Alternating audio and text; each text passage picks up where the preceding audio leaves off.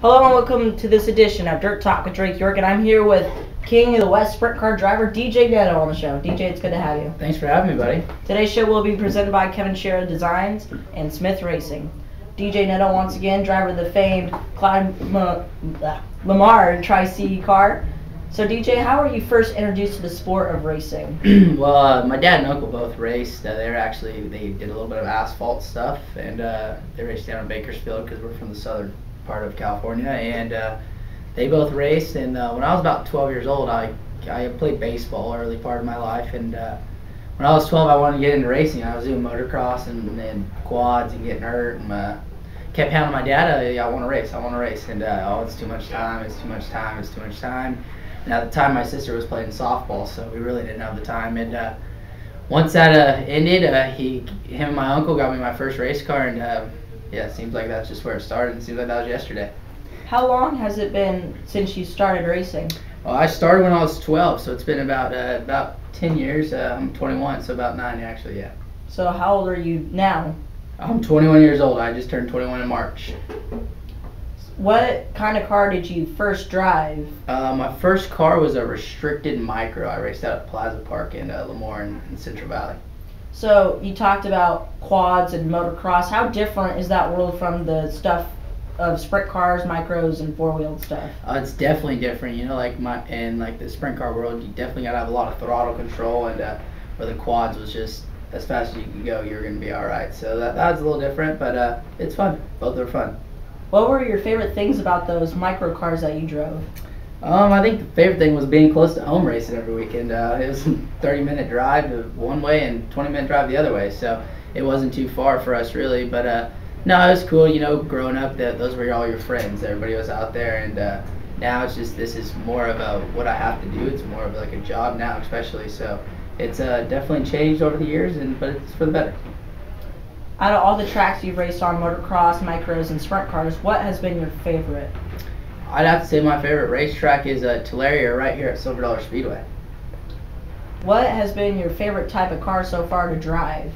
I really like the car that I'm in with the 3C, the GF1, but for the longest time driving my dad and uncle stuff, I was in a KPC chassis out of Fresno, and pretty comfortable in those, but this car's not bad as well, but I'd have to go with KPC. What was your favorite type of car that you've driven, like non-wing sprint car? Oh, definitely 410. Definitely a 410 wing sprint car. There's nothing that compares with that. How did you get into the famed 3C car? Clyde the 3C actually worked in my shop a little bit, and one time, you know, I guess Tyler, something happened there, and I was talking with Clyde, and he said, you know, would you like to drive my car? And we were able to put a deal together, and it hasn't looked back since. How honored are you to be in the 3C car? I mean, it's such a famous car. You look at all the names that have driven it. Dave Radway Jr. definitely comes to mind. So how honored are you to be able to be a part of this car? It's definitely some big shoes. You know, you got to fill with Dave Radway Jr. and Jonathan Allard winning the Gold Cup a few years back. You know, the car's won some very big races, and there's a lot expected for that car as well. So yeah, there's big shoes to fill, and I think I can do it. So you still go to school in college. We talked to some of our younger Outlaw Kart guests, and we talked to them about how they balance school. But you're a sprint car driver, so that's obviously much different. So how do you balance that with school and racing? Oh, definitely time management becomes a big deal. You know, I'm normally racing Friday, Saturday, and Sunday trying to catch up on everything else. So it's definitely, you know, I go to school Tuesdays and Thursdays. I'm a sophomore at Fresno State in Fresno, so I definitely got to use my time wisely when I'm at school. I'm not in class. I'm in the library doing homework, and just trying to stay on top of everything to try to get done as fast as I can. Well, obviously you sound like a busy guy with school and with racing, but when you're not doing those two things, what do you like to do? I'd have to say my favorite thing to do when I'm not racing is play golf. There's nothing better to relax with and get angry at the same time than golf. So I read something that said you and Carson Macedo are good friends, correct? Yes. Yeah, we're really good friends. Carson Macedo obviously has been out to the Midwest a lot. Has he given you any advice, or do you guys like swap advice a lot or something like that? Yeah, Carson and I talk about almost every day. So we talk about, you know, what struggles back there he has, and how the tracks are different. Mainly, you know, everything back there is real slick, and we talk about, you know, how you can get better, and we're always trying to help each other. So that's pretty cool. What's it like to race with Carson Macedo? I mean, We both know you and Carson Macedo. You guys are the best of friends, obviously, but you guys love to battle it out. Yeah, no, me and Carson are the best friends, but when we're on the racetrack, we get race each other with the most respect we can give each other for racing. So it's pretty cool to battle with them. I know last week in Tulare we had some pretty good battles going. So it's pretty cool when you line up side by side with your friend and you're going at it. What appeals to you about racing the most? It's the competitiveness. I'm really competitive when it comes to things, and I think it's, knowing you're starting out there and there's 24 other guys that want to win as well, and you got to give it your best every lap 100% of the time, and I think that's really what gets me is, there's no time for error, and it's just the competitiveness of everything. You've gotten the opportunity to run at Chili Bowl a couple times. What's that whole experience like? And last year, I mean, how thrilling was it to be in the B main? And that's pretty good. Yeah, actually, my first year out, I won Rookie of the Year there, and I made the B main that year, and then we haven't had any luck since we went back the past 2 years, and then this year we were rolling good, and I thought we were going to make the show, but we were on the far end of the short slider, and that's where it did. But Chili Bowl is all about, if you have a good heat race, and it's all about racing. Every time you're on the racetrack, you got to race, and that's a pretty cool event.